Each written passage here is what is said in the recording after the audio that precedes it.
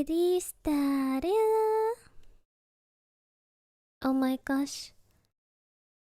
Hello everyone. Today I'm without a model. Cause I think I killed my cable dead. Usually I use a cable connection to connect my phone to my PC. And I accidentally rolled over it with my chair. Now it doesn't work. So that's great. I think it's pumpkin. No. I guess I'll have to buy a new one tomorrow. Demo, this is a little bit off the record, because when I start actually reading the stories, I'll start recording it so I can make it into a YouTube video. Ne, demo, for the sake of Mehrwert, I don't know what that word is in English actually. For the sake of providing additional experience, to those of you who were so kind to show up to my stream, I'm gonna do just a little bit of talking at the start. Ne, Mehrwertsteuer, oh nee, Bruder, nicht die Mehrwertsteuer. I am unfortunately slightly sick. I don't know with what, but I can feel it in my fingers. I feel it in my toes. Mostly in my head though. I have a really bad headache. Well, at least my voice is still fine, so we're vibing. We're doing good. Oh, not good, but could be worse. I know. I spent a long time going through auditions today. Today is the final day, so I can finally stop talking about them. But yeah, oh my gosh. Oh my gosh. I have to review very many of them. Ne. すごい。すごい。あ。Thank you, Mom. I too hope that I feel better soon. Ay. I know. Well, that being said, I did pick out a lot of good stories. Some of them longer, some of them shorter. Some of them really long. One of them scares me because of how long it is. So we'll see how long this will last. I hope you're comfortable. I hope you have snacks. I personally had a caramel flavored chai latte before the stream. It's pretty nice, huh? It's pretty nice, huh? It was good. Yeah. And I did eat before you think to ask. Are you eating or drinking anything good?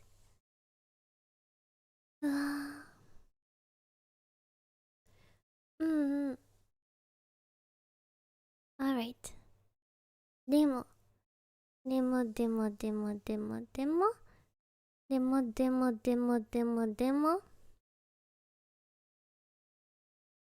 It's time. It's time to start.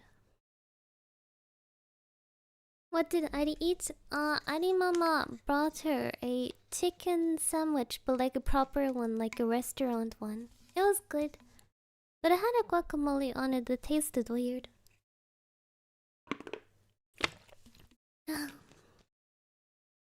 Hydration. Alright guys, Adi will start the recording now, okay? Say hi to the camera. Starting with our first story. Am I rude for abandoning a returning campaign because of a system change? I truly never thought I would ever need to post here, but I genuinely need to know if I'm taking things too far. You see, one of my friends is a common DM in our party, and will be referred to as so, and has never done anything to make me question his choices for their other campaigns in the past until now. You see, we have a campaign that was put on hiatus about 6 to 10 months ago that was a slightly hardcore homebrew D&D game based around Tower of God. When it was stopped, myself and a few others, our dragon fighter guy based off Natsu from Fairy Tail, and our ranger artificer gunslinger, were really sad to not get to play our characters. We ended up making up a little side tale as our characters during this downtime because we wanted more interaction as a party. We all gave up on it, coming back for a while, and went about our days playing in other campaigns.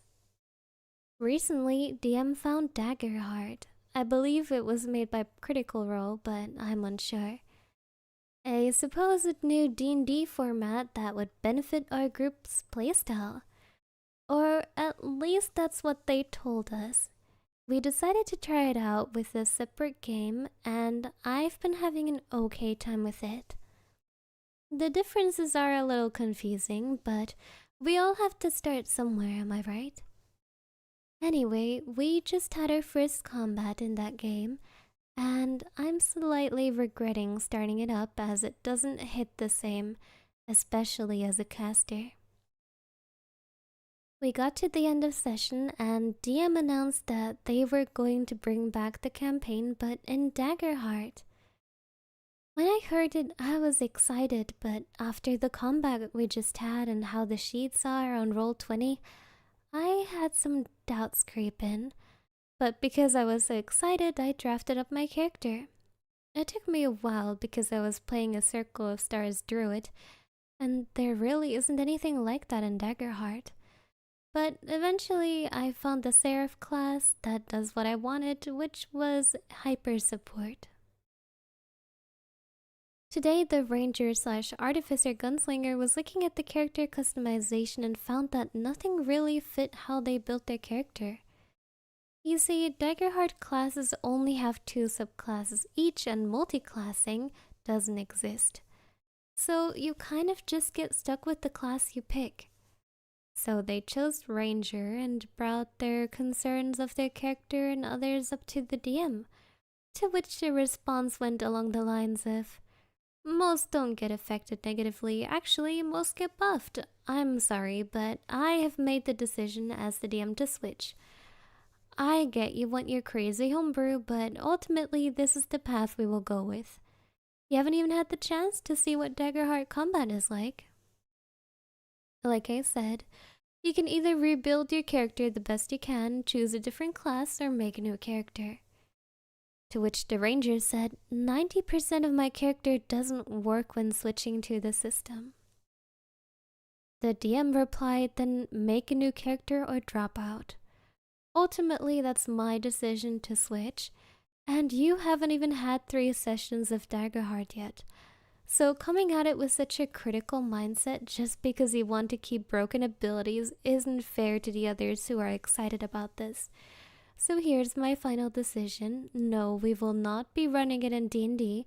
We are switching to Daggerheart. And then the ranger said, fine, I'm dropping out. Now, at the time I was chatting with Ranger while getting ready for work and decided that now would be a good idea to speak up about my concerns. So I sent the DM a message that said, hey DM, I have some concerns about changing this campaign to Daggerheart, but I have to leave soon, so I'll let you know them later. The DM replied, I'll say the same thing to you I told the Ranger. The DM then proceeded to send the message they sent to Ranger word for word. I said nothing about characters, nothing about the system's parts. All I said was that I had concerns and I wanted to address them because I loved how everyone's characters were and how everything flowed in D&D. And also considering the difficulty that the sessions before the restart were, I didn't think switching systems would be a good idea. So I looked through it and decided to still try and conversate, to still try and convey my thoughts. I wrote, "The end of that is my concern. You said yourself that this is a harder campaign that is meant to challenge us, and you're asking us, keep in mind we all play D&D primarily, if not exclusively, to catch up to your understanding of Daggerheart. I'm not saying it's a bad system. I think some systems are great, but others, like the combat, are not a good fit for the way I enjoy this campaign and the way the others like it." The DM replied, "This campaign was already one-sided on your guys' end. Daggerheart and the way I'm building it would fix that entirely. And no, I'm not asking you to get to my level understanding of Daggerheart. But with the way I'm building this campaign and its story and character combat focus, Daggerheart works much better than the rules intensive D&D. With that, I realized they weren't willing to discuss this at all, and so I decided to tell them that I was going to quit the campaign. I really don't want to, but I just can't see myself playing a sour recreation of the character I'd fallen in love with playing. This didn't ruin any friendships, but I can't see myself wanting to play with the Daggerheart system anymore, and have been considering dropping the other campaign I'm in with the system, and so is the Ranger. So I decided to vent and post it here to see what others would do in this situation. Should I suck it up and play a half-finished version of the character I once was and possibly not like it as much? Or should I stay out of the campaign so that I can hold on to the memories of this character and keep their image as I have of them intact? The story was posted to RPG Horror Stories by @8090. Now here comes my thoughts on the matter. So I did actually have a look at Daggerheart when it came out. I'm really into D&D 5e. Most of the D&D stuff I watch online is exclusively about 5e. So I wanted to see if a new system would be appealing at all because, well, it did come from Critical Role, and I do watch their stuff on occasion. I think their point about Daggerheart's combat system is very valid because it's very, very different from Dungeons and Dragons. As they said in their post, in Daggerheart, most classes only have 2 subclasses, and they don't have that many spells. In D&D, you might have a spell list of like 20 spells, but in Daggerheart, you might only have, I don't know, 4 or 5. It's just an entirely different system. And especially for games that are meant to be challenging from a combat perspective, I feel like the rules-heavy D&D combat is much more suited for it. Because you have more options to build your character around combat, you have many more complex systems like jumping, difficult terrain, and so many interactions that make the D&D rules so long, but that also make the combat really structured and give you tons of different options of what you can do with your character and what the enemies can do. So I feel like even though Daggerheart might be a good choice for some campaigns, I don't really understand why the DM wanted to switch to it so badly if they're running a combat-focused campaign. I don't know. It seems a bit weird to move away from a combat rule-heavy system to one that doesn't have nearly as many combat rules if you're wanting to do a difficult combat focus. But yeah, I think I agree with the poster in this scenario. I think I would have left the campaign too if I was in their spot, because not everyone enjoys every system. And if you played a campaign for a long time and suddenly you have to change to a different system, change your character, changed the way the game is played, at some point it's not exactly the same game anymore. But let me know what you think. The next story is also an RPG horror story. It's from Night K9. Did I push things too far? I never thought I'd have to write this, but it seems I may have gone too hard as a DM. My party did the cliche thing and adopted a cobalt. He's been with the party for a good 10 sessions now. And I thought it would be fun to give him a little progression, some character development, and had a leader from his original troop track him down. At this point, the cobalt was trusted to do watches, so I decided to take advantage and have the encounter happen on one of those nights. The ranger has a very high passive perception, and I allowed him to make a roll to see if he heard Snotgut sneak away, which apparently is the kobold's name. He passed the DC and was there to see the whole interaction. The original leader threatened the kobold with death before feigning mercy and saying all would be forgiven if he would betray the party.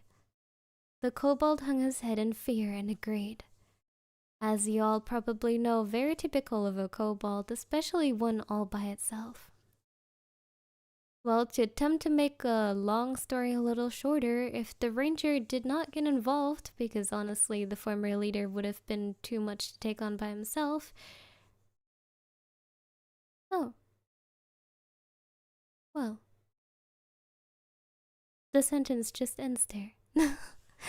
But when the aforementioned battle eventually commenced, I have the kobold step in between the party and his former masters, and reach into his pocket. The general called out, "Hurry up already, end this." The general had given the kobold a corrupted fireball spell. It was cursed to turn the caster into a living bomb. What the general didn't know was that due to the friendship the kobold had with the wizard, they roleplayed a lot of the wizard teaching him how to read arcana. He knew exactly what he had. Before he could make his move, however, the ranger unleashed an attack, killing him, and the battle went on. The rogue asked to check the body of the kobold, finding on him not only the scroll, but also a goodbye note in case the fireproof vial. The sentence just ends there again. I should have read this post to the end. What? Well, there was a note. What was in the note? We don't know. The kobold intended to take himself out along with the enemy party. The wizard is incredibly angry with me as well as the ranger. Did I go too far? Should I retcon this? Sorry, I can't get over the fact that two of the sentences just randomly end in the middle. Buddy.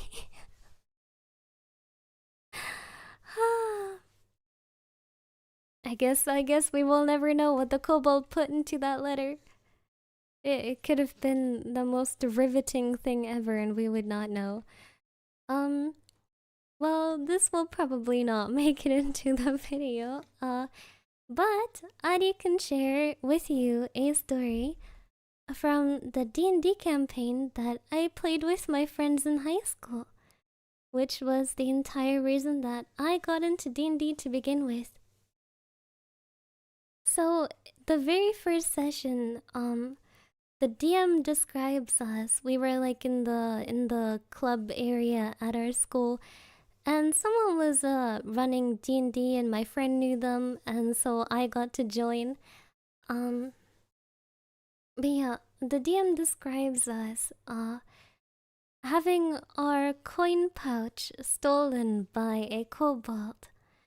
And so we hunt down the kobold, chasing them across town. And I hit him with one of the best first level spells as a bard, which is sleep. And he's knocked out cold. And so we tie him up and we keep him as a prisoner slash pet. Um, Now, the DM said that they had expected us just to kill the cobalt. We did not do that, however. We kept the cobalt and we named it Bubbles, or rather, I was like, hey guys, let's keep the cobalt and call him Bubbles. Yeah. And then, I know the DM had Bubbles be kidnapped and had us go look for Bubbles, try to save Bubbles. And I don't actually remember if we made it. Gosh, this was so many years ago. What I do, however, remember is that the DM got in a fight with one of the other players. I don't even think it was related to the game. But then the DM was like, I don't want to run this game anymore. And that's how my very first, my very first, D&D experience came to an end.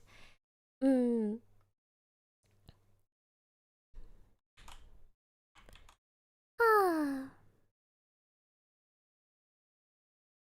Oh, Bubbles the Kobold.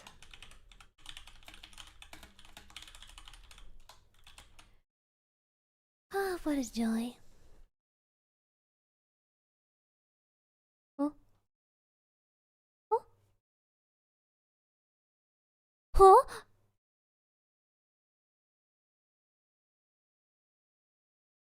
Sorry, I just opened,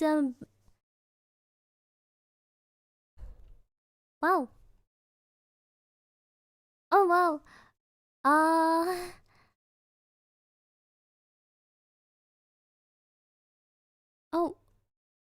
Oh my.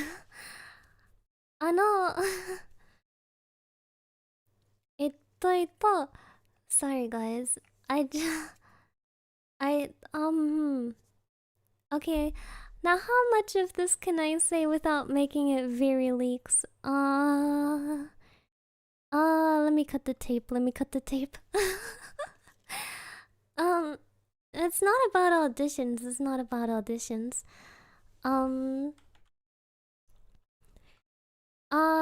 A long time ago, we reached out to a very, very famous producer, to see if they'd like to work with us. And we didn't receive a reply since like June of last year when we wrote the message.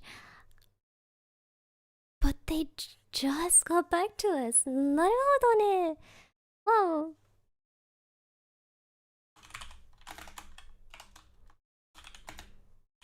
Wait, I have to freak out on the Discord. One moment.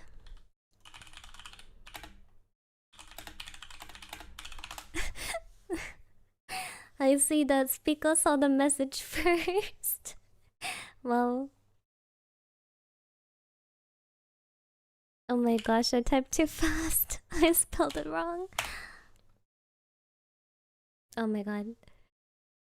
Ari can't type when she is excited.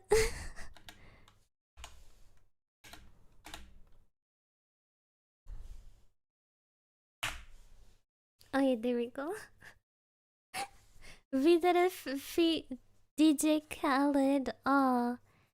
Wait, what's the guy who always says his name at the start of the song? Jason Derulo. Yeah, V-Dere X Jason Derulo. Oh my gosh. Chotto. Wait a moment. I need to. Oh my god.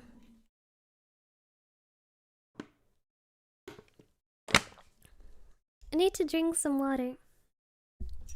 Oh, wait. ちょっと待って。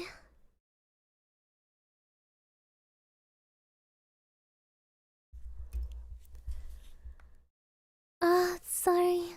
Good thing I cut the tape. I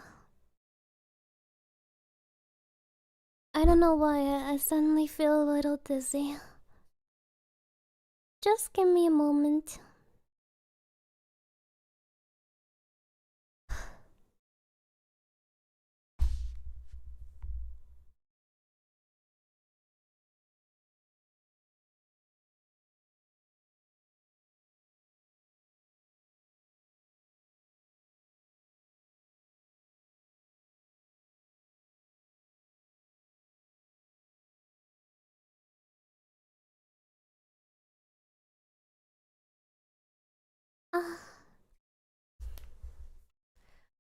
Oh no. I might be getting sick. Oh. It's really cold in my room, but I am like covered in sweat. Oh no. I think I may have a fever, but that is fine. Anyhow. Anyhow. Ah, just a breath and then I'll start my recording again.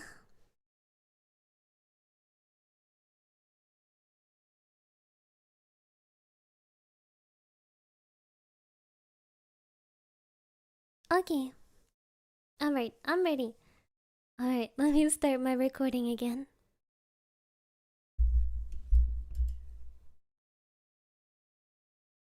Our next story is also from r/RPG Horror Stories from General Yam 948, The Power Gamer.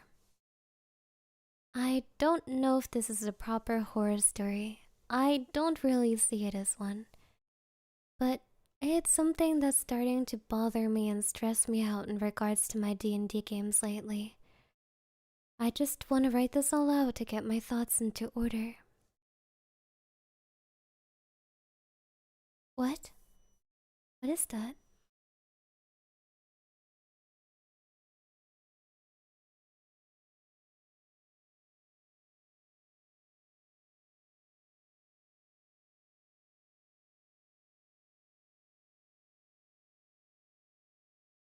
Oh my god, sorry. I don't know if you could hear that in the microphone, but one of my appliances just made a really weird sound. And I was like, wait, is that in my head? Is that outside? Is that in my room? Oh my god. Let me start that paragraph over. I know. I don't know if this is a proper horror story. I don't really see it as one, but it's something that's starting to bother me and stress me out in regards to my D&D games lately. I just want to write all this out to get my thoughts into order. In the context of the story, I'm the GM of a game that's lasted 3 to 4 years at this point. And the player that's stressing me out can be summed up as a power gamer. The player has been fine for the longest time, but I think that's just because I've been letting his more power gaming tendencies go, since in a group where half the players don't do much roleplay, he participates the most. And I really like that.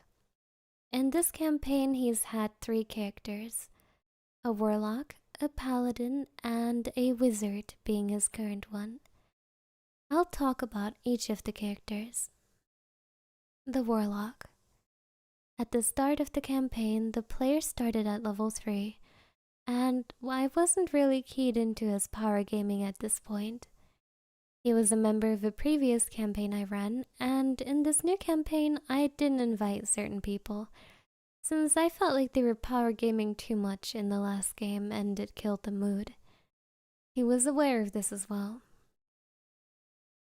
I didn't think too much of his starting warlock because I worked with him to create an extensive backstory that incorporated all the elements of his character to explain away the power in some ways. But in hindsight, I realized that he was teeing up a character that would far outperform the entire party combined in combat. A variant human starting with the Great Weapon Master Fate to boost his damage, Hexblade Warlock with a great sword to use charisma instead of strength on his attacks, and taking the Darkness spell with Devil's Eyes to give himself advantage on every attack. As the game progressed, he invested more and more into making his warlock stronger, dipping into multiclassing to get Echo Knight Fighter to get even more attacks around, and the ability to teleport around the map. At some point, creating monsters felt like an arms race against a guy to try and create creatures that wouldn't be completely dominated by him in each fight. to at least keep the fight challenging. However, in this arms race, the ones who suffered the most were the other players. As I would up the ante on my combat scenarios, the only one that could keep up was the warlock, and the others would suffer as a result, which made them invest into making the warlock stronger as a result. Eventually, I made my biggest mistake that I've since learned from, giving the players powerful items too early. In this case, it was a helm of teleportation, an item I ended up hating and was forced to destroy at the next opportunity. The warlock took the helmet, and by using the features of the Echo Knight to allow him to swap places with this Echo, essentially made teleporting to new and faraway places risk-free. In the chance that they would be off-shot somewhere dangerous, the warlock would teleport alone, grab a rock, and trade places with his Echo to return. And then by using the rock as an associated object, he could teleport the whole group to that location with no risk. Wow, that is an ingenious, excellent use of class features. But now there is a problem. The players don't want to walk anywhere anymore. They can skip the journey and exploration part of the adventure and arrive at the finish line immediately. My huge and expansive continent map that I had prepared with locations and encounters suddenly became useless. And then there's the other function of that teleportation. The ability to teleport objects within a 10-foot cube somewhere. There was a group of enemies that had taken over a town that the party was too weak to face. It was meant to be a kind of come back when you're stronger scenario. Little did I know that there was a better way of dealing with the situation. Teleporting 10-foot cube sized boulders to rain down on the enemy's hideout every day for 2 months. Simply go to a quarry and hire some workers to carve out the correct size stone to be whisked away to the unsuspecting enemy. Well, after that, I did away with the helmet permanently. A while after that, the party returned to fight those enemies, but I will refer back to my statement about the arms race running between me and the warlock. I made the lair too difficult for everyone but the warlock, and the party ultimately failed to defeat the enemy. Soon after that, the warlock character was retired, seeking to repair the helm of teleportation in order to sneak in himself to assassinate the boss creature. The Paladin. The next character was a Paladin, Oath of Redemption. Basically supposed to be a big team player that would keep the party safe from harm, with the added bonus of riding a super fast Pegasus that can't be hit due to Sanctuary, and holding a spear that can attack 3 times a turn, which deals additional radiant damage on top of the Paladin's bonus innate radiant damage. Despite picking a subclass that thrives at being close to the party to protect them, he would often run out by himself to face the enemy. And this was fine, I didn't have a huge problem with the Paladin itself. Just with a combination of the Paladin and some items the party had acquired throughout the campaign. Let's start with the Ring of Amity. It's a great support item that benefits 2 players by allowing one to be healed when the other is healed. In addition, once a day the player wearing the ring can convert the other player's attack into a critical hit, allowing them to basically deal double damage. This by itself is great, but when combined with the Paladin class and the next item, it becomes a problem. The Bloodshed Weapon. On top of letting you add your Constitution modifier to the damage of your attacks, once a day you can spend hit die to add extra damage dice on your attack. Right, so let's set this all up. A Paladin fighting a boss monster. Let's say it's a fiend. First turn of combat, he manages to land an attack. Then the ally turns that attack into a critical hit. The Paladin adds Smite, which is doubled from the crit, and with extra damage from the enemy being a fiend, and then adds extra damage die from using the Bloodshed Weapon, which is also doubled by the crit. On top of that, the paladin can attack 2 more times and smite on each attack.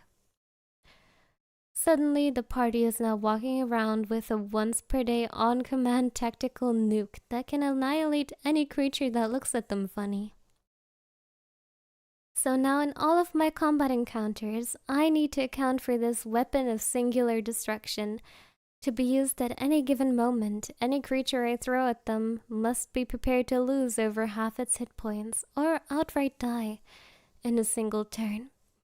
I refer back to the arms race from earlier, and how this now impacts the rest of the party because I need to scale the encounter to this combo, or lose all interest in doing fights at all. What's the point of creating a villain when I know the party will one-shot him?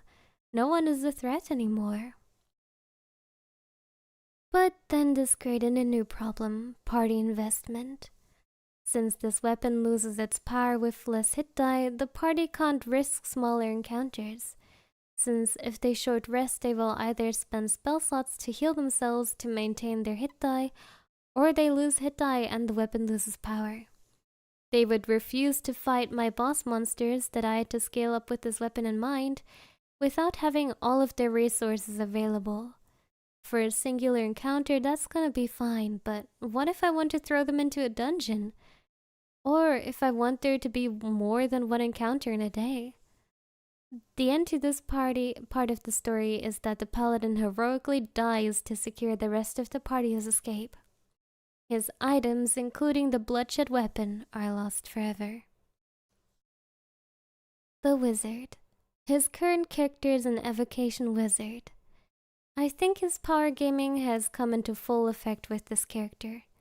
Since he's bringing a character in pretty late into the game, it's only reasonable that I allow him to bring in a small selection of items in order for him to keep pace with the rest of the party. So he started himself with a Staff of Power, a Luckstone, and an Atlas of Endless Horizons. The concept seems to be fine. I will never go down and I will never fail a saving throw. For every 10 saving throw he makes, he will maybe fail one of them. And he has a spell that automatically surrounds himself in an impenetrable bubble whenever his health falls below a certain point. I'm actually fine with those things. The problem comes from certain interpretation of rules. So, evocation wizards have an ability that allows them to add their intelligence modifier to any 1 damage roll of the dice. If you cast Scorching Ray, one of the beams of fire is gonna hit harder. The problem comes from Magic Missile. You see, there's a rule where if you're hitting multiple targets with one spell, you only need to roll 1 time for all of them. This is clearly a rule designed to improve quality of life for the game. It would take far too long to always roll damage for each enemy hit by a fireball every time you cast it. I don't know what Wizards of the Coast really intended for this rule to be applied when it comes to Magic Missile, but in this case, after a week of debating with the player, I relented and allowed this 1 dice roll to apply to Magic Missile, knowing what it would end up doing. So now this unavoidable, unless you know the shield spell, but how many creatures can use that? Spell can do a whole lot of damage to a single target. In one instance, he used it at 7th level and dealt 90 damage. 90 unavoidable automatic damage with no counterplay outside of equipping each of my creatures with the shield spell. So I decided to use it myself. The party are dealing with a necromancer and his skeletal minions, and some of those minions are mages. I gave them a special magic missile that dealt extra necrotic damage, making it just as powerful as his. Is that petty? Absolutely. But I don't think he would understand how annoying it is to be hit with a large amount of unavoidable damage unless it hits himself. So now I get to what happened in the last session. I made a scenario where the party had to fight off being robbed by 3 small separate groups of their archenemies. Each group was scattered in a different location on the map and were not working together. They all just happened to decide to heist the party vault one day. One of the groups was a necromancer archmage that worked for the other necromancer the party was feuding with. After defeating one of the other groups, the necromancer became a bigger threat, as he could raise undead from all the dead guards. The undead rushed the wizard, and I happened to roll extremely well on my attacks. I will note his character usually has 19 armor class. Their attacks activated his emergency bubble shield, and he was left standing there watching as the archmage turned his attention to a different party member. His next move has been stressing me out for days. He left. He cast a spell that teleported himself into his demi-plane, abandoning the party. During the session, one of the players was ill and couldn't attend, so the wizard was using their character in combat. This character was full HP and had all their limited resources available to them as well. They left too. In the span of one round, half of the party controlled by one player abandoned the other half of the party, turning an easily winnable fight, as long as they worked together, into a fight that was sure to fail. I asked him later why he did it, and his answer surmounted to, "I didn't want him to die." Half the party could revive him. In his mind, leaving was the best move to make, since staying would risk his character dying. But now I'm left wondering how the party can trust this character in the future to fight with them, and how I can trust him not to run away whenever things get a little too hot for his character. Afterward, I think I also share some of the blame in this as well, since I've escalated the difficulty in response to this player. I think the party now expect the worst case scenario whenever I show a creature that looks stronger than usual.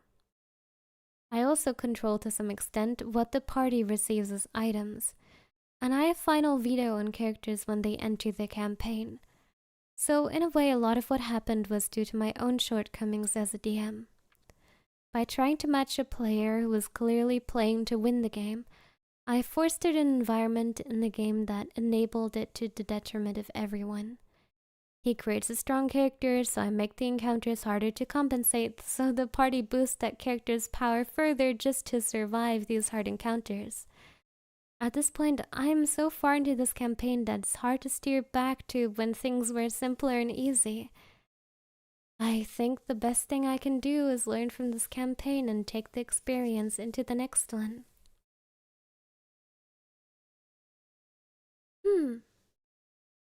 Well, when it comes to people who power game, I think that's hard to balance. Because if the monster is balanced around the party, then the power gaming character will be able to one-shot it. But if the monster is balanced around the power gamer, it'll be able to one-shot the rest of the party, and they'll feel defeated because the other party members can't put a dent in it. And that's a hard situation because now you might say, oh, so I'll just make the party strong against that one player and weak to the others. Well, that doesn't work either because at some point it starts to feel bad for that player too. Remember the first D&D campaign that I told you about? I was playing a bard. And I was really good at charming enemies. If we were if we were fighting anything that could speak the common tongue and understood a command or a suggestion spell, the combat was over because my DC was also really high. And so what did the DM do? He only gave us monsters. We encountered not a single humanoid anymore from that point onward. Before we fought guards, we fought we fought bandits. And afterwards, we only fought bears and crocodiles and bugbears and whatnot. Nothing that could speak to my bard. And Even though it was very effective at making me a lot weaker in combat, it was also very effective at making me feel very, very useless. And also making it very, very obvious that this was just a measure to keep me in check. So I don't think that it's a good option either. I think controlling what items your party gets is probably one of the best things to do. Because many item interactions are very, very broken. So if you give your party the wrong items, you will have a very explosive combination. I think a lot of DMs, for example, regret giving their party a bag of holding because there are many things you can do with it. I think in this particular situation, I probably would have just had an outright conversation with the player. I would have just said, oh, your players, yeah, like your character is a lot stronger than the others, and I'm struggling to balance combat a little bit. Would you mind, I don't know, making your characters less optimized? Or, not using those broken combos? And if they're a good player and if they have the game's best interest at heart, I think they would understand. Yeah. And now comes the titular story for this video, the one that I referenced in the thumbnail. I'm really interested to read this with you. Comes once again from RPG Horror Stories from Careless Ad 1026. Had returned to D&D after a year-long hiatus and depression, only to deal with a DM who treats their players as competition and a teammate getting enjoyment of watching us suffer and gets no harsh treatment. I'm not gonna list names or even made-up names here, nor will I drag this out unless I have to. So let's get straight to the point. I have a DM in a D&D campaign which I started getting back into playing D&D, starting with that campaign, after dealing with so many issues and thus a long hiatus. That treats his players as if he's competing against them instead of guiding them as a DM should do. Now, what do I mean by this? To put it simply, there have been multiple circumstances where he tried to either mortally cripple or kill his players in the most strangest way possible, and having us make and wow, my gosh. And making us work to getting a win against him. One best example in the campaign where we have to go against not one but two legendary creatures and needed to capture one of them. My character is a full-fledged healer and a really good one at that. So much so, I get that I can get... Oh my god. Sorry. People really need to use punctuation. Ah. なんで So much so, I can get other players up from quarter... I can get. Wird überbewertet. Oh my gosh. Can they...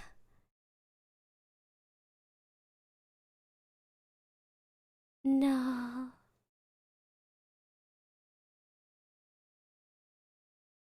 Oh, there are not a lot of points or commas in this entire thing.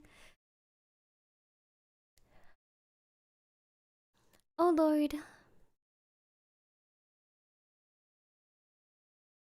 Oh lord.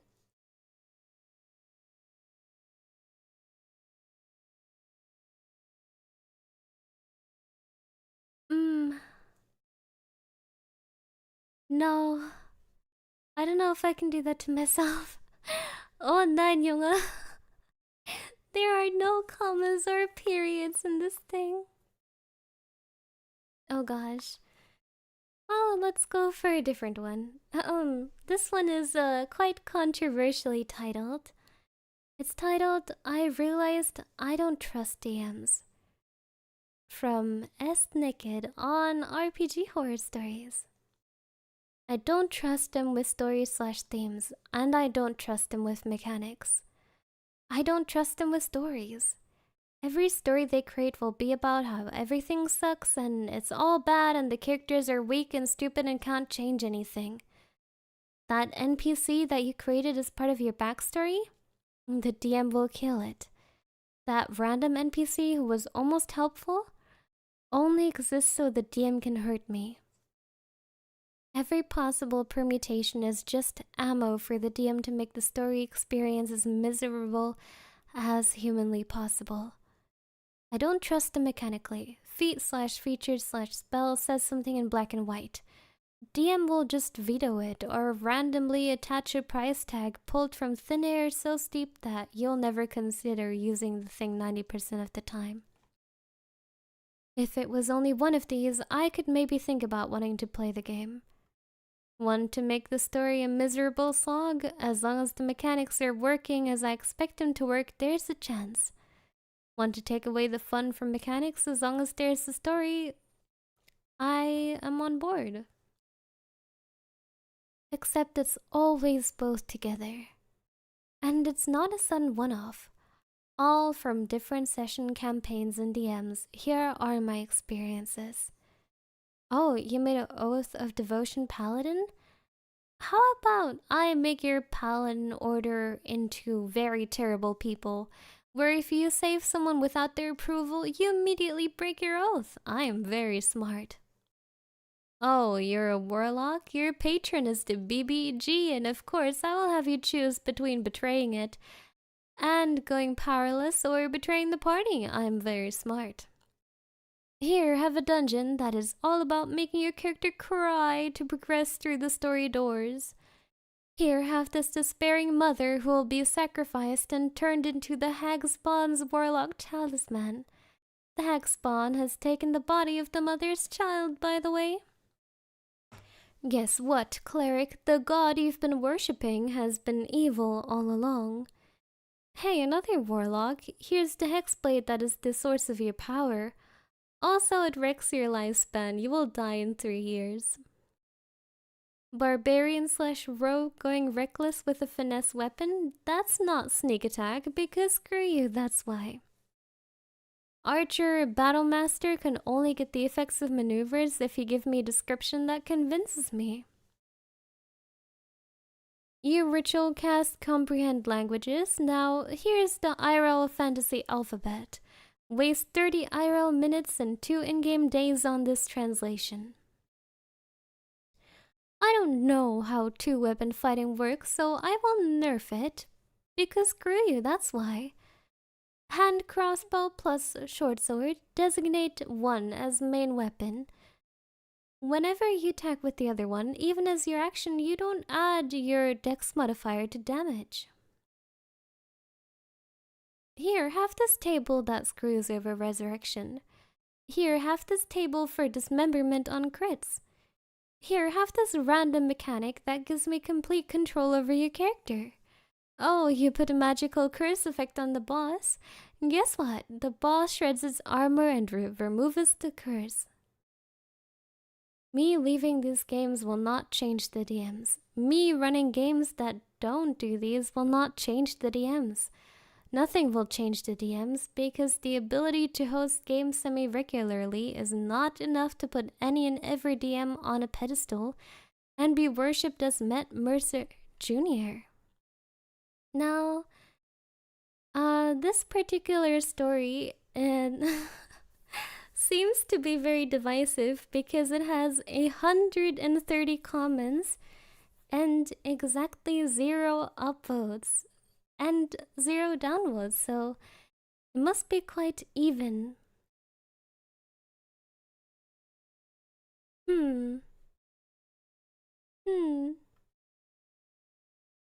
I I think it's very inflammatorily written, in my humble opinion.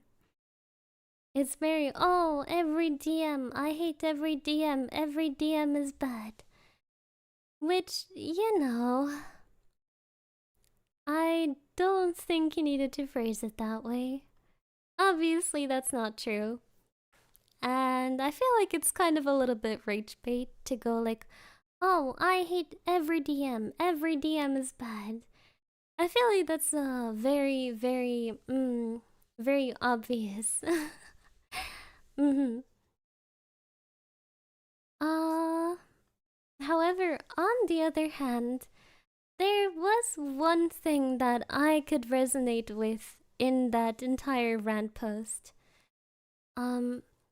Which is that I feel like a lot of the time, DMs really do overuse the dramatics a little bit, the trauma a little bit.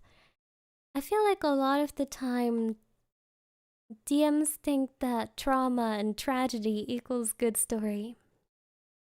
So, you know, it'll be like, oh, you're an adventurer with a happy family, well, now your sister got kidnapped. And now your brother was sacrificed by a cult. And now you were taken over by a curse. And now your mother was kidnapped by a noble who will sell her off into marriage to a demon cult something. You know? It's like, if your character has their entire backstory characters taken away and done horrible things too, and they can just never get a win, then I feel like if you played the character realistically, they would be quite depressed. And even players themselves, they like having wins, you know? It's not about just winning the combat, it's not about just, oh, look, we rescued this person. Oh, dang, they got kidnapped again. Well, guess we gotta rescue them again. They want to have like permanent progress. Like, oh, this player has the backstory that their wife got kidnapped. Wow, we got the wife back. Okay, now let's have the wife permanently be okay, because these achievements feel less, I don't know, worthless. Well, not worthless, but worth less if you keep breaking them down again. Like, you know, it's one way to go, oh, you saved your wife. Good job. Your wife is doing well now. And it's another thing to go, oh, you saved your wife. That's great. But the next day she got murdered by the BBEG, so now you have to go kill him. You know, like, don't take wins away from your players and don't make the story too, I don't know, too dark, too sad, too much. Yeah. Your players need wins too, and just putting sad, dramatic, traumatic things in the story doesn't automatically make it a good story. But that's just my opinion. Well, now how many full stories even was that? Because, well, some of them, I had a real struggle going through them. They start out fine, and then I realize, oh wait, why is there no period here? Why is there no comma here? Why does the sentence randomly end? あや。もだよ、でも。Thank you for coming to my D&D story stream. As you can tell, my voice is giving out a little bit. So, I'll try to rest today before I get seriously sick, ne? I'll see you guys tomorrow. What are we doing tomorrow? I think we're playing Dead by Daylight. Are we playing? No, we're doing Zatsu. Yay! I'll see you tomorrow for Zatsu. Yeah. ありしてる? Ba. Ciao. Time for me to go lay down. Oh my god.